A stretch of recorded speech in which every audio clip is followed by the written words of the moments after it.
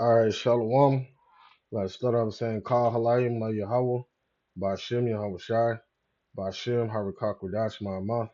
Double honors to the elder apostles of Great Millstone, double honors to our elder apostle as well, and her one by Yashar down in the Lions Den camp. Salutations to the Arkin that are pushing the truth, sincerity, and truth. And peace and blessings to the men, women, and children that believe in the name of Yahweh Ba'Shem Yahweh Shai. All right, I'm Kanata by Yashar from the Lions Den Yashar camp. This is a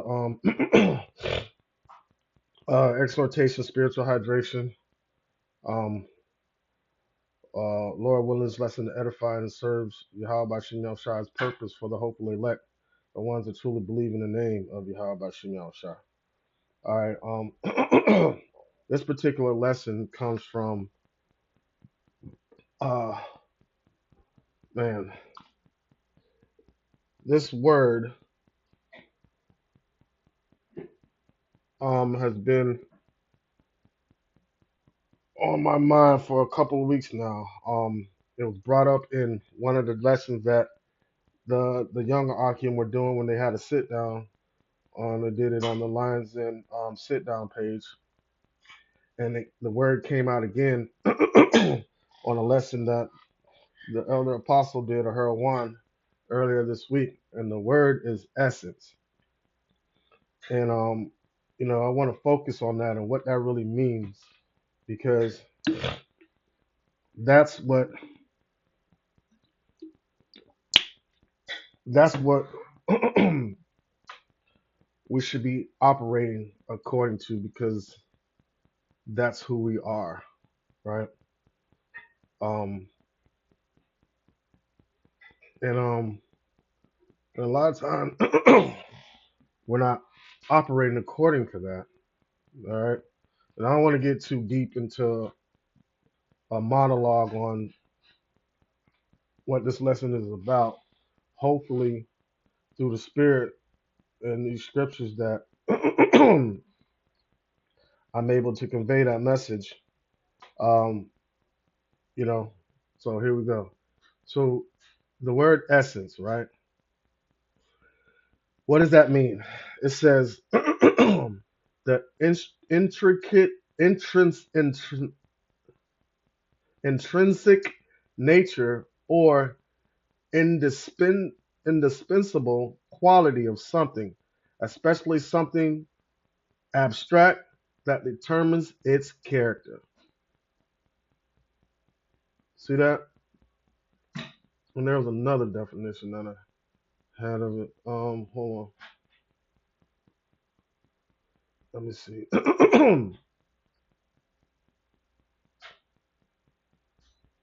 Hold on 1 second. All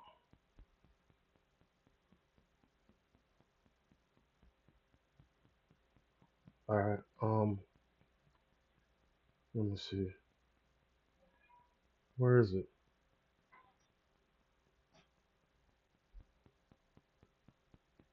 Okay.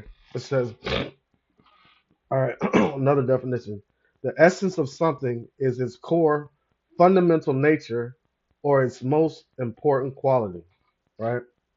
So I'm bringing that out because, you know, we have a constant battle within the flesh versus the spirit.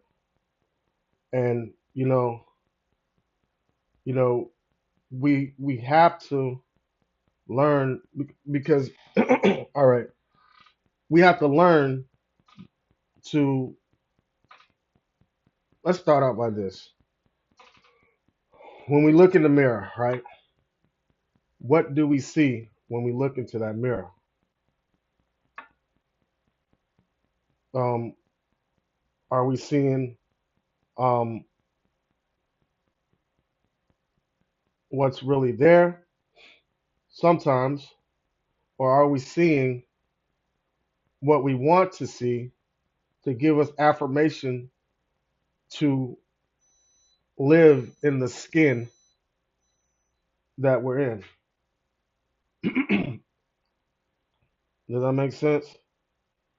So, like, all right. So this, I'm gonna just take this out. I'm writing a book, And I just want to take this segment from the book and just kind of try to convey a message, all right?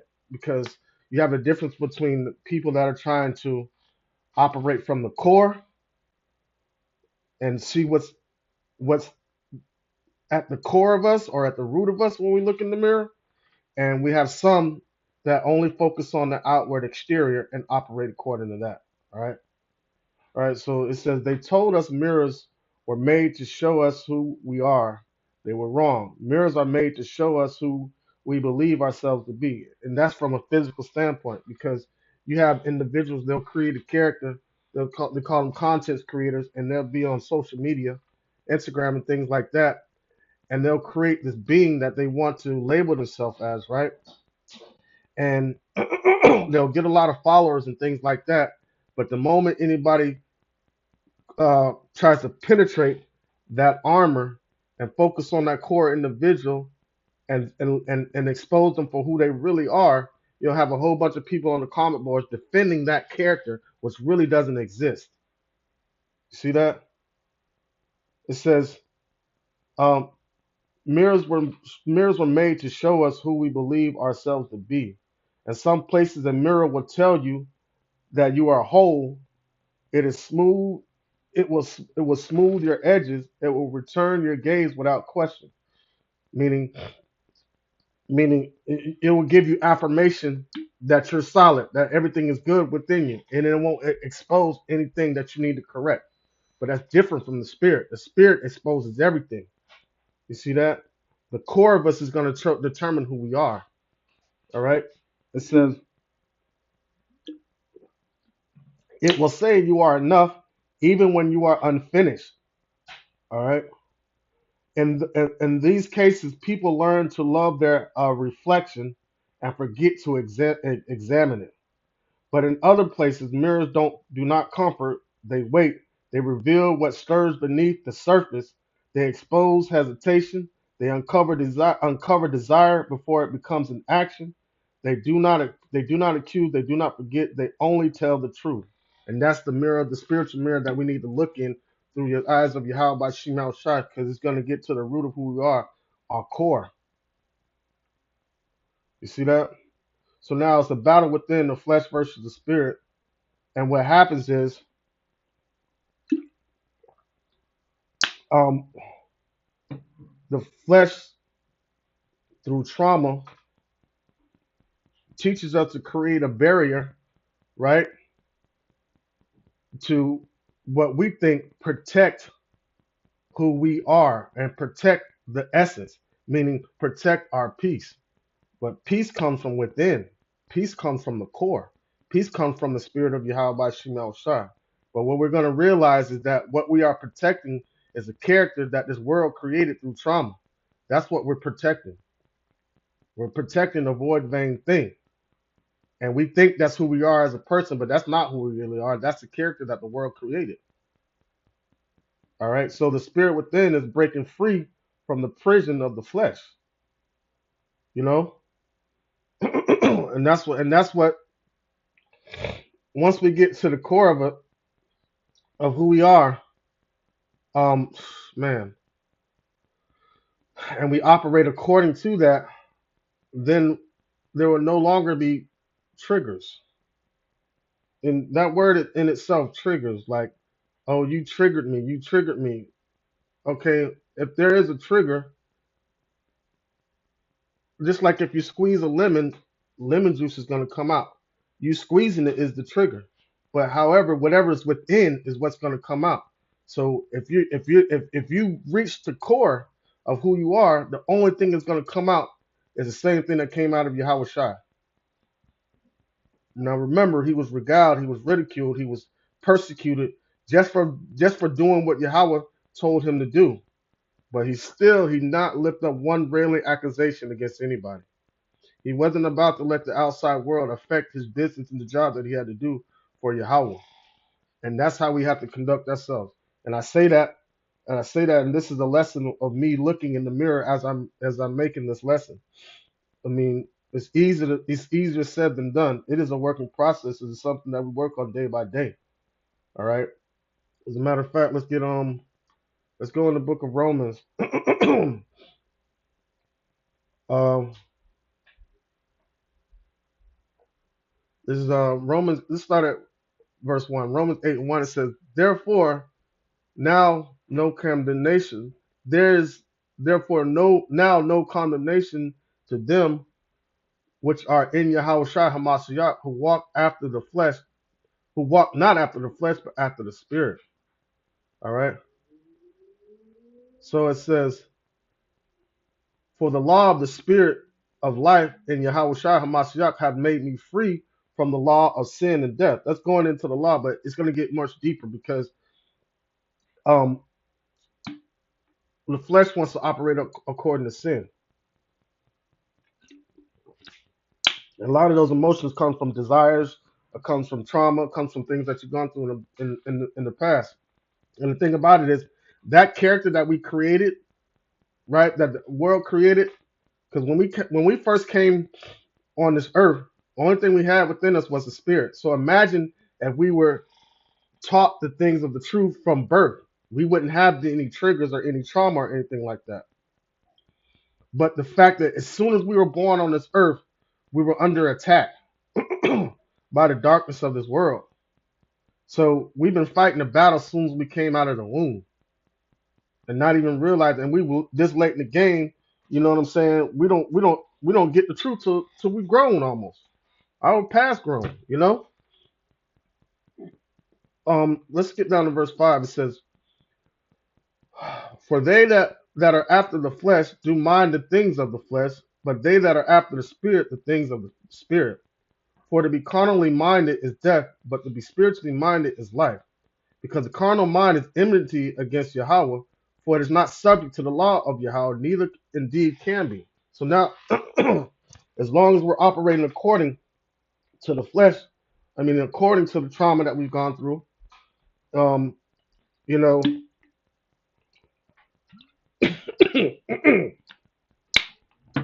it's like got something in my throat. I'm gonna have some coffee. But anyway, slack you.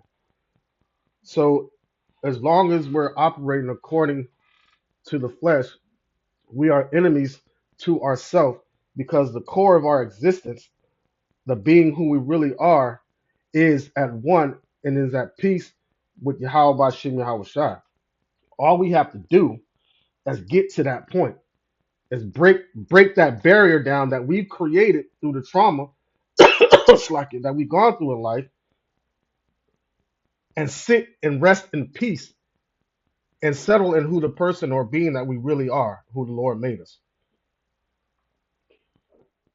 And that's one of the hard parts, penetrating that barrier that we've put up because of the things that we've gone through in life, and we feel like we're protecting ourselves. But the spirit, like Lord Yahweh Shemel Shai is the spirit, and the spirit is a consuming fire, and part of that consuming fire is within us, and we feel like we're protecting that, but that doesn't need any protection. What we're protecting is that character that the Lord is putting to death. And we have to break down that barrier and step into our who we are, into our inner man, into our who we are, stepping away from the flesh, um, stepping away from trauma, desires, affirmation, and emotions, and you know, uh, so that's what the flesh teaches, or the flesh, the world teaches us to react based on feelings, trauma, uh, uh, emotions, but the spirit teaches us to respond according to truth and wisdom. So, and that's just it, man. So the flesh wars against the spirit daily because the flesh cannot understand the things of the spirit because the flesh is from the ground, but the spirit is from above. So that lets us know, even though we are on this terrain of earth, this is not our birthplace. We have to while we're here on this earth, we have to get back to our natural self, how the Most High made us from heaven. Um, let me get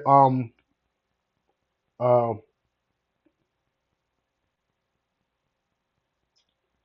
so think about it like this. We get triggered sometimes by certain um situations, maybe by even certain people. Um, but the thing is, um, like the battle isn't against other people that trigger us, because if those emotions weren't inside us, there would be no triggers. The battle is happening inside us every day. The more we fight to get to the core, to get to the essence and understand who we are, um, the more fiery darts are going to be thrown at us to try to stop us from getting there. Because once we get there, then we're in peace. There's no peace in the flesh. If we continue to operate according to the flesh, we're going to operate from trauma until we leave this earth. You know. So, I mean, yeah, that's you know, that's just it. Let's get uh let's go to Galatians.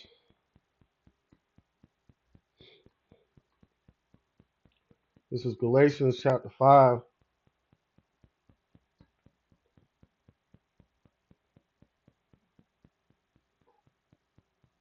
All right.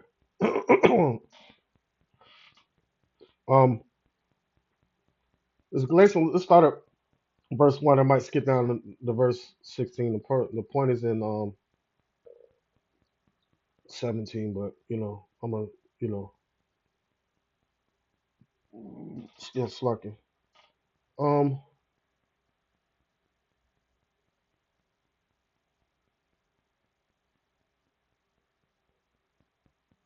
all right. Let's just go down to verse 16. Get to the point. It says Galatians 5 and 16. It says, "This I say then, walk in the spirit, and ye shall not fulfill the lust of the flesh." And that's talking about sin, but that goes from emotions and things like that also. It says, "For the flesh lusteth against the spirit, and the spirit against the flesh, and these are contrary one to another, so that ye cannot do the things that ye would." Right? Because we still got a little bit of the flesh or a little bit of the old man holding on to us, right? We find ourselves operating sometimes not really according to that, but getting affected like that by that. Right? You might not react to trauma or triggers, but you might not physically react, but it might affect you in a way that it causes you to go into deep thought of, you know what I'm saying, which puts you in a bad headspace because that's what the flesh is going to do every time, you know. It says the flesh lusts against the spirit, and the spirit against the flesh, and these are contrary one to another. So you cannot do the things that you would. Oh, let me see something real quick. 5 and 17.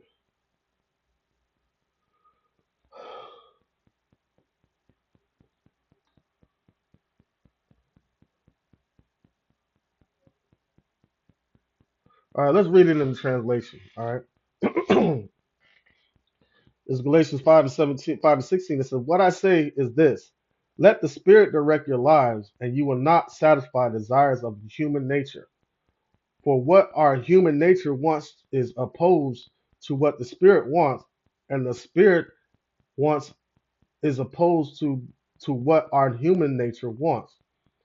Our human characteristics wants to react off the trauma because what somebody does something to affect us and they were wrong. We want to focus on us being right. not even focus on the fact that right or wrong, the whole situation is irrelevant, and there's nothing good going to become of it because if somebody, you know, says something to you and it triggered you to react a certain way, don't count on them to react back towards you according to the spirit, right? And then you want to try to jump into the spirit. No, no. What's going to happen is you're going to become tyrants once against another because both are acting according to some sort of trauma, what I'm saying, or negative influence that they experienced earlier in life. All right. It says these two are enemies, and this means that you cannot do what you want to do. If the spirit leads you, then you are not subject to the law, right? Meaning to the law of sin. But you're not even if the spirit leads you, you're not even subject to these triggers and trauma, these desires, you know, you know. So if we want to find peace, we have to break down that barrier of what we call protection, that we thought we were protecting our peace, but one thing that we're protecting is that character that this world created that the Lord destroyed through the spirit, you know, because that old man died.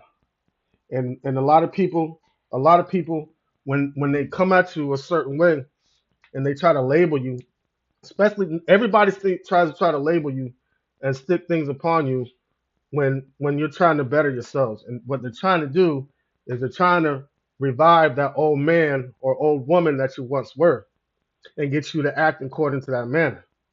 All right. And as long as we let emotions um trigger us, we're gonna start to wear those labels. We might even wear them, but even if you just think about them too long, that's kind of like wearing it because it kind of, you know what I'm saying? It just messes up your thought process, man. Then we start to get depressed. We start thinking about things that we did in the past that we don't even longer do anymore. Why are we thinking about those things? Why? Because the flesh forces us to do that. You know, and be careful about people who you are around when all they have to say is negative things about you. And the only time they say anything good about you is when, uh, or you're good at doing this, you're good at doing that, you're good at doing this. But what about me? You know what I'm saying? How good am I as a person? You see that? What about telling somebody you are important? Yes, what you do is important, but what you do is important because the core of who you are, you know, the core of who you are is important. So that's why we operate according to that. You know what I'm saying? We operate according to the spirit, but sometimes the flesh gets in the way and takes our mind away from that. But we have to continue to penetrate that barrier that we built up thinking that we're protecting ourselves and we're not protecting ourselves because Lord Yahweh Shema Shai is going to protect the spirit just like he did for Yahweh Shai. You know? Um so the battle isn't against other people, the battle is happening within us every day, you know? Let me get Second Corinthians chapter 4.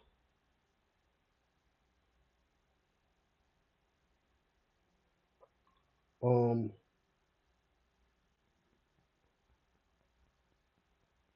um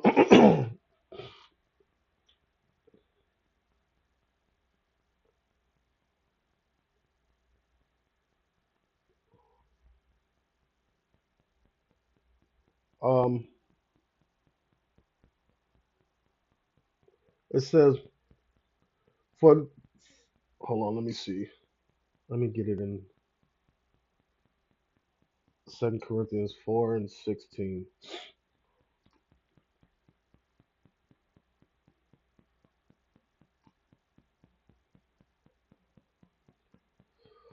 All right. It says 2 Corinthians 4:16. It says, for which cause we faint not, but though our outward man perishes, see, that's what they're trying to revive, that outward man. I said, yet the inward man is renewed day by day. For our light affliction, which is but for a moment, worketh for us a far more exceeding and eternal weight in glory. All right, so let's get that in translation. It says, this is 2 Corinthians 4:16. It says, for this reason we never become discouraged, even though our physical being is gradually decaying, right? Because we got to cut off the flesh and let the inward man project outwardly so people can see who we really are. The exterior is not who we are. It has nothing to do with us. It is against who the core of us, the essence of who we really are. Our exterior is against that. And we have to realize that. It says, for this reason, we never become discouraged. So even faced with adversity, even under spiritual attacks, even because when we feel like people are attacking our character, they're not attacking our true character because they don't know our true character. Okay? It says, for this reason, we never become discouraged. Even though our physical being is gradually decaying, yet our spiritual being is renewed day after day. And this small and temporary trouble we suffer will bring us a tremendous and eternal glory, much greater than the trouble, much greater than the trouble that we go through, man. Much greater than the anxiety, much greater than the depression, you know, well, much greater than the persecution. It says, for we fix our attention not on the things that are seen, but on the things that are unseen. All right. We can be seen last only for a time, but what cannot be seen, what can be seen lasts only for a temporary time. But what cannot be seen lasts forever. So what happens when, as we start digging into the core of us, right? We dig into the core and we accept who we are, really are, and we start operating according to that, right? And people still come up to us and try to trigger us to getting us in that old state of mind that we used to operate in, that caused us to be depressed, that caused us to have doubt, that caused us to not trust anybody, not even to trust ourselves, you know? What happens when we get beyond that, right? Because they can only physically see, and they continue to try to attack that character which no longer exists because we reach the true essence of who we are, which is the spirit. That's being sealed. That's being, because once we get to the core, that's impenetrable. We don't have to protect nothing because guess what? Well, the Lord don't need protection, and that's the spirit that we are housing in these corrupt bodies. So that's what we need to operate according to. So we got to keep that mindset, what's within, you know. This is Proverbs 4:23. It says, be careful how you think. Your life is shaped by your thoughts. See that? And what do they try to do? They try to trigger us into thinking in our old ways. And it's not the individual that's standing in front of you, it's this whole system of darkness that's set up. It says we are battling against spiritual wickedness in high places. So we get mad at the individual that's in front of us, but we need to get mad at us because we don't need to be triggered by these things anymore. We don't need to have anxiety. We don't need to have depression. That's for the flesh. We need to discover ourselves on who we really are and operate according to the spirit. All right? And everything flows from the condition of the inner being, who we are. So we need to operate according to that. Proverbs 4:23 again, it says, be careful how you think. Your life is shaped by your thoughts, man. That's why the Lord, you know, the elder apostle Herawan, he references like he was a truck when he was first coming into, not necessarily first coming into truth, but there was a period of time where he was driving trucks, and he says this over and over and over again. And every time I hear it, I look at it as if it was my first time hearing it. He said he was on a dark road, and he heard the voice of the Lord and said, "Keep your mind on me. Keep your mind on me. Remember that secret place that I gave you, because we're gonna need to go into that secret place. That secret place is in the core of us. That's the spirit, man, and it's ignited through the words of Yahweh Bashim Yahweh Shai. So we need to operate according to that. I'm gonna read it again. Proverbs 4:23. Be careful how you think. Your life is shaped by your thoughts, man. See that? So what? What? So what do we need to do?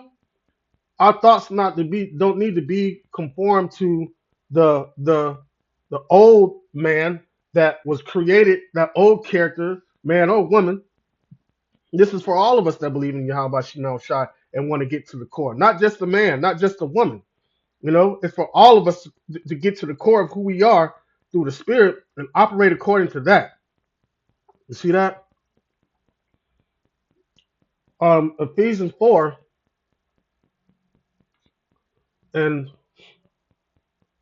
20 uh hmm, 22. It says, it says, so get rid of your old self, which made you live as you used to, the old self that was being destroyed by its deceitful desires. See that? And one of those deceitful desires is affirmation for us to live in that character that was created by the world. We try to, you know, use things like, it sometimes therapy is good, um, but sometimes it can be a hindrance too, because what it could do is cause you to heal, try to heal the old person. See, only the old person could be influenced or affected by the weight of the world and by the fiery darts of the wicked, or the words that are being said. Only that old person can be affected to it. So sometimes we try to fix that old person because that's who we think that we are. When the Lord is destroying that old person to show us who we are. All right. So get rid of your old self, which made you live as you used to. The old self that was being destroyed by the deceitful desires. Your hearts and minds must be made completely new. You must put on the new self, which is created in Yahweh's likeness and reveals itself in the true life that is upright and holy. See that? And that's when that's when we'll realize who we are. Man, we're being made just like Yahweh by Shem Shai. Going all the way back to Genesis when it said, "Let us make man in our image and in our likeness, in his true essence, in his essence." See that? Right? Putting off the former conversation, the old man, and being renewed within the spirit of your mind. Putting on a new man. So, what is that saying? It's saying the transformation needs to happen. And where it begins is when we stop identifying with the wounded, traumatized uh, person that through the things that we experience on earth or through our walks of life, and identifying ourselves with the spirit of Yahweh Bashim Shai that is developing within us. Or not already developed, we just got to tap into it.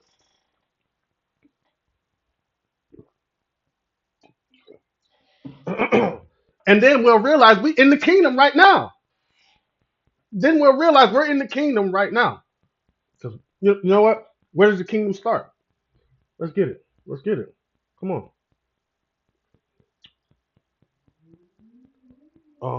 17. This is Luke chapter 17.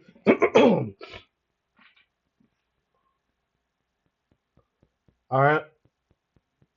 Luke chapter 17, verse 20 says, some Pharisees asked Yahweh when the kingdom of Yahweh would come. His answer was, the kingdom of Yahweh does not come in such as a way as to be seen. No, no one will say, look here it is, or there it is, because the kingdom of Yahweh is within you. It's in us. We already have the kingdom, man. This world is the world is trying to confuse us not to operate as such. The world is to confuse us because we ain't got no money. You know what I'm saying? We ain't got nothing. That's bullshit. Because what happens when the Lord destroys the money? What we gonna be left with? Everybody gonna be left with their core. Everybody gonna be left to face that inner man. And some of these people, inner man, is the same thing as the outer man. Wicked. See that? So the kingdom of heaven, the kingdom of Yahweh Shemel Shai is within us. We gotta look inside. So most people spend their lives like looking on the outside for answers while while neglecting what's within. Because that's where the peace is. Ain't no peace on man. Matter of fact, come on. Everybody looking for peace. Let's get this. Revelation 6. Uh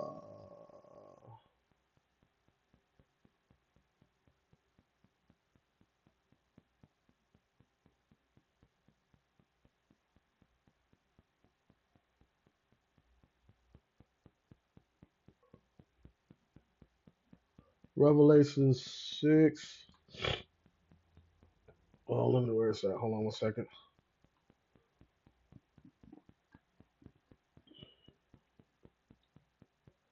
Revelation 6 and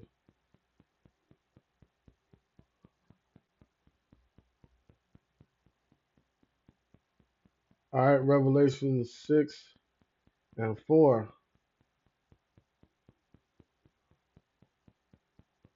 All right, so there ain't gonna be no peace on the earth.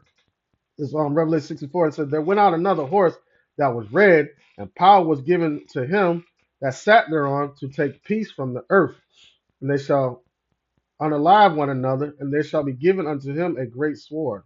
So basically, this devil was brought down here to bring war on the earth. There's no peace in the place of darkness, in the valley of the shadow of death. There's war going on right now. First of all, we got to fight the war within ourselves before we can get out here on the battlefield and fight the war for Yahweh Bashim Al Shai and tear down these strongholds. And part of these strongholds is emotions. And Esau is the main trigger for all these emotions that we feel. We look at the person that we look at, maybe our husbands, our wives, or our friends that might do something that pisses us off and put us in a state of mind that we in. That reminds us of the trauma that we've gone through in life or the things that we've gone through in life. But the common denominator is Esau and his wicked ass system that he has set up. So we have to move past all the people that are in front of it and understand this is a spiritual attack on us to deter our minds from looking within. So we don't look within, we look at the trauma and the things that we've been through, and you know what I'm saying? And we want to be consoled because of that. No, we got to move past that. We at war. So most people spend their lives looking outside themselves for answers while neglecting the spiritual transformation that Yahweh Shema Shai is is pulling us through. You know? So where should our mindset be? Where because of that, where should our mindset be? Our mindset should be on Yahweh Shema Shai. We got a brother in the camp. His Instagram page is always look up. And it's crazy because I was talking about that brother the other day. When you want to talk about peace, that brother look within. He don't let nothing bother him. You can say whatever the hell you want to say about this person. You be like, all right, and keep it the fuck moving. I need me some of that. You know, I need me a lot of that. because I still find myself being emotionally scarred for things that people might say to me, and I try to wear those, I try to wear those, you know what I'm saying? Wear those labels that they try to put on me, and we can't continue to do that, you know. So we gotta always look up. Let's get Colossians chapter 3. All right, verse 2. No, verse 1. It said, "Ye have been raised to life because that old man was cut off. The old man was put to death. So we no longer have to think according to those ways. So now we have to put on immortality, put away those mortal thoughts." All right. Colossians 3 and 1, it said, "You have been raised to life with Yahweh Shai HaMashiach. So set your hearts on the things that are in heaven, where Yahweh Shai sits on his throne at the right hand side of Yahweh. Keep your minds fixed on the things that are not keep your mind fixed on things there, not on things here on the earth." All right. For you have died, and your life is hidden in Yahweh Shai Hamashiach. All right. For your real life is Yahweh Shai, and when he appears, then you too will appear with him and share his glory. And that's what trauma and emotions and these things that target us and attack us is trying to keep us from, right? So we think, but look at it from the Yahweh Shemel Shah's point of view. He's the one sending those attacks our way. So what is he doing? It's like it's like overkill. He's making sure that that old man is dead, because it doesn't matter what people say about you. That person is dead. You might as well jump in like, yeah, that was that nigga. Yeah, fuck that nigga, because you're no longer that person. All right. It says,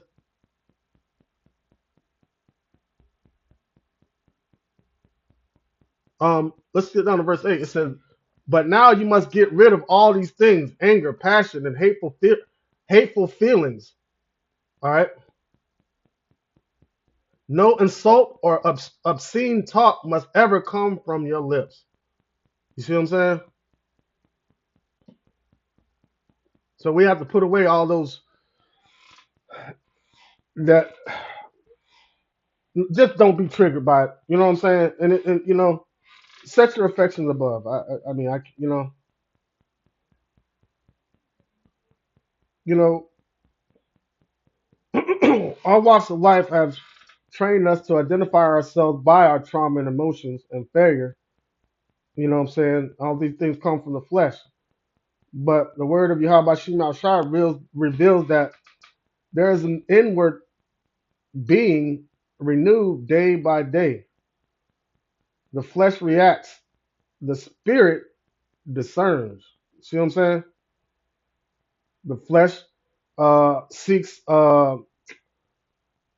purpose, pleasure, and seeks affirmation, but the spirit seeks the purpose, because the spirit has a purpose. All right. The flesh leads to death. The spirit leads to life. You know what I'm saying? And this is the greatest battle we'll ever fight. It's not against one another. It's not against, you know, yeah, we could say we're fighting against Esau and these other nations. You know what I'm saying? But really, the fight is within us. So for us to overconquer and overpower the flesh and operate according to the spirit that's within us. You know? So, um, so like, all right, remember when they used to say, "Sticks and stones may break your bones, but words will never hurt us." That's a lie, because physical spots, physical scars can heal, and you can forget that they ever happened. But words carry a lot of weight. Those emotional scars carry a lot of weight. Like the things that people say to us, because they're trying to attack who we really are, but they can't. See that? Prime example. Prime example, right? Um,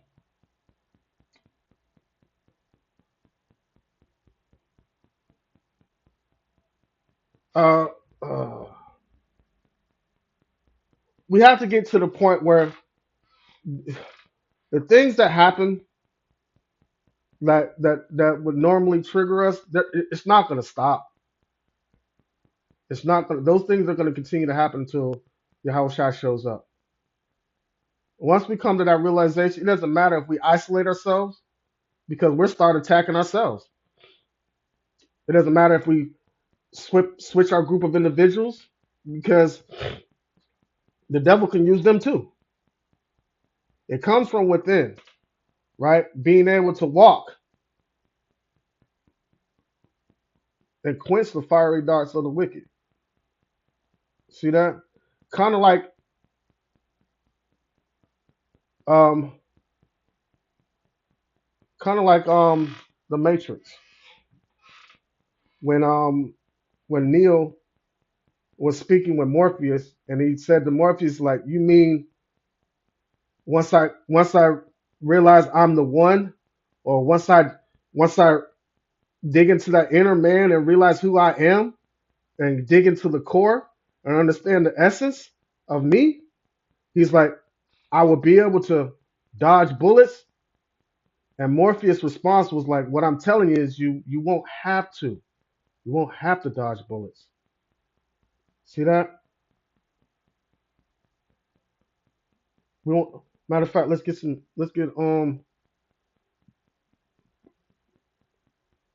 So going off these damn words that people throw at us to try to make us believe that we're associated with those things. Let's get Proverbs chapter 8, verse 21. No, 18. Hold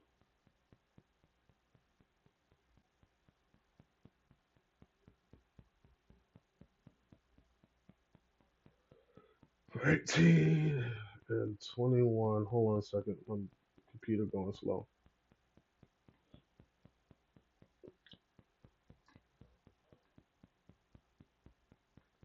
Proverbs. Come on. 18 and 21. It said, death and life are in the power of the tongue, and they that love it shall eat the fruit thereof. So be careful what you say, and be careful what you hear. How about that one? Be careful what you say, and be careful of what you allow to penetrate your mind. See that? Because life and death are in the power of the tongue, and whatever, you know what I'm saying, that you love, you're gonna eat the fruit of that. You're gonna speak that, and you're gonna allow that to be spoken to you. Bottom line. All right. Proverbs 12. It's like 12 and 18. It says, there is that speaketh like the piercing of word of a sword, but the tongue of the wise is health. It says, the lips of truth shall be established forever, but a lying tongue is but for a moment. Because they speaking lies on us. We ain't none of those deceitful and hurtful things that people try to say we are. See that? There's that speaketh like the piercing of a sword. So people be trying to, you know what I'm saying? Be really trying to, you know what I'm saying, unalive us spiritually, man. So I mean, words are a weapon, man. Words are a weapon. As a matter of fact, let's go. Let's get Psalms 64.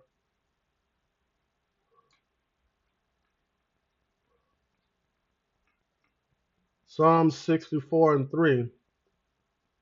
It says, oh, verse 2. It says, Slakin. It says, hide me from the secret counsel of the wicked, from the insurrection of the workers of iniquity. You know what I'm saying? We associate that with Esau, but 2/3 of our people are the same way in these other nations too. It says, who whet their tongues like a sword and bend their bows to shoot their arrows, even bitter words, man. You know? So what are we to do? Hmm? What are we to do? What are we to do if they do that? We are to do this. Because this is where we have to run to that inner man. Because if we stay outside that inner man while they throwing them darts, we gonna start believing that shit. Ephesians 6 and 6. Ephesians 6 and 16. It says, above all, taking the shield of faith, wherewith ye shall be able to quench all the fiery darts of the wicked. See that? Put on the shield of faith. That means we got to cover ourselves through the whole spirit which is within us. So take the helmet of salvation and the sword of the spirit, which is the word of Yahweh. So they shoot at us darkness and we shoot back light. Words of Yahweh by Shema Shah, which are always going to condemn them. You know, um, it says, praying always with all prayer and supplication in the spirit, and watching thereunto with all perseverance and supplications for all saints. So we comfort each other with these words and making sure, like, if one of us has a, you know what I'm saying, a kink in our armor, we go to, hey bro, or hey sister, hey wife, hey husband, hey, I noticed this, you feeling this way, what, you know what I'm saying, blah this closet. And we gotta learn how to communicate with each other because we can't talk to everybody the same, you know. But we also have to learn how to listen. Sometimes it's like the wax on, wax off. When somebody tells you something, you might understand it at that moment, but the Lord put it there for a reason, you know. So, so, so, like, so the fiery darts. What are fiery darts? Uh, uh, um, Insults, betrayal, rejection, isolation, labels, trauma. You know, but man, man. Man, come on, man. Matter of fact, I'm gonna probably this. I'm gonna close it out with this because Yahweh Shai is the prime example on, you know, when you're under attack, how we're supposed to act. This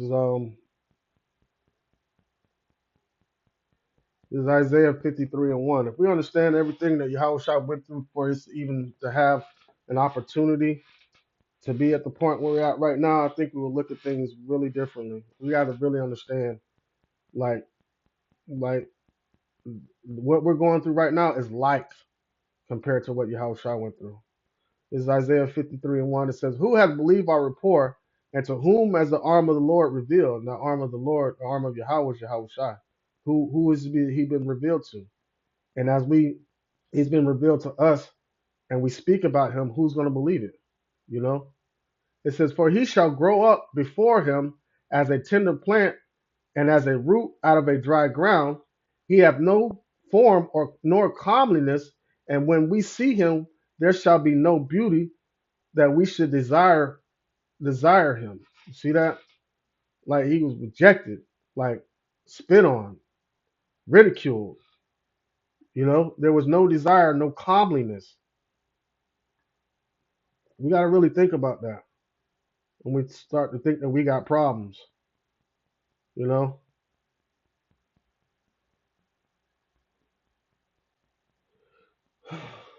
um, let's read that in a translation. It says, "He was It was the will of the Lord that his servant grow like a plant taking root in dry ground, right, in a dry place that you would think plants don't grow. He had no dignity or beauty to make us take notice of him, treated him like he was nothing.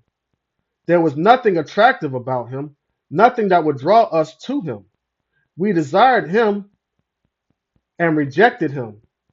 He endured suffering and pain. No one would even look at him. We ignored him as if he were nothing. How many times have we felt like that? How many times have we felt like that in the world? It said, but he endured the suffering that should have been ours, the pain that we should have borne. All the while, we thought that his suffering was punishment sent by Yahweh. But because of our sins, he was wounded, beaten because of the evil we did. Let's think about that. We are healed by the punishment he suffered, made whole by the blows he received. All of us were like sheep that were lost, each of us going his own way, according to the course of the word, according to the course of trauma. But he brought us back. It says, but the Lord made the punishment fall on him, the punishment all of us deserved. He was treated harshly, but endured it humbly. He never said a word. That's the point. He never said a word, man.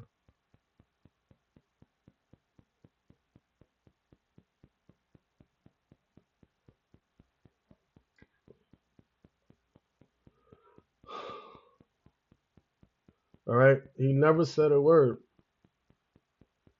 That's crazy. Um,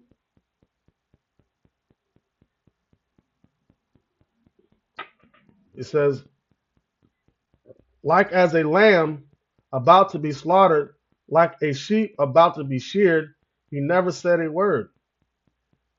He was arrested, he was sentenced, he was led off to die. This is in the Old Testament, by the way. You feel what I'm saying? So it was prophesied for this to happen to Yahushua. He was led off to die, and no one cared about his fate. His fate.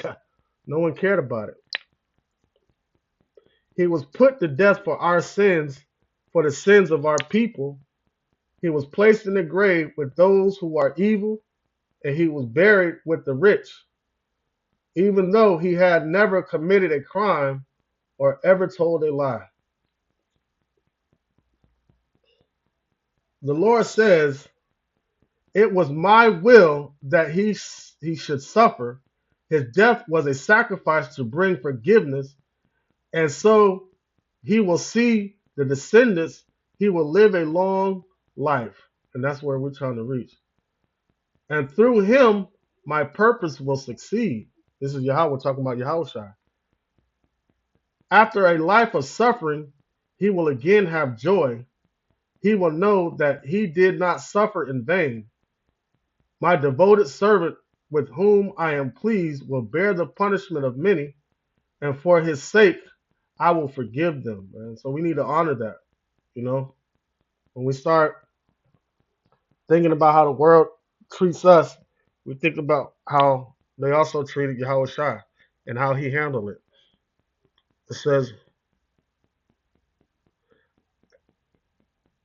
and I will also, and I will, and so I will give him a place of honor, a place among the great and powerful. He willingly gave his life and shared the fate of evil men.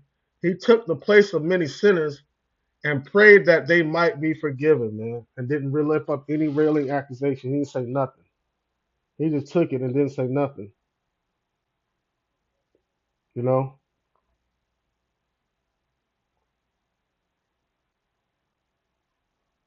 So what did he do? He quenched the fiery darts of the wicked, the hateful words, and it came from his own people. And I think I want to close it out with that. With that being said, I want to say all glory and praise to your Father and the Son and the Holy Spirit of truth in the proper names in the Hebrew tongue. I want to say, Kal Halayim La Yahweh, Ba'Shem Yahweh Shai, Ba'Hashem Harikah Kodash Ma'amath. Double honors to the elder apostles of Great Millstone, and double honors to our elder apostle as well. I hear one by Yashar down here in the Lions and Camp. Salutations to the Akim that are pushing the truth and sincerity and truth. And peace and blessing to the men, women, and children that believe in the name of Yahweh Shema Shai. I know it gets hard, man. And as I said before in the beginning, I'm speaking this lesson looking in the mirror, not physically, but spiritually trying to get to that same point to what the lesson was on today. All right. And through the spirit of Yahweh Shema Shai, if we keep holding on to that, we'll get there. Shalom.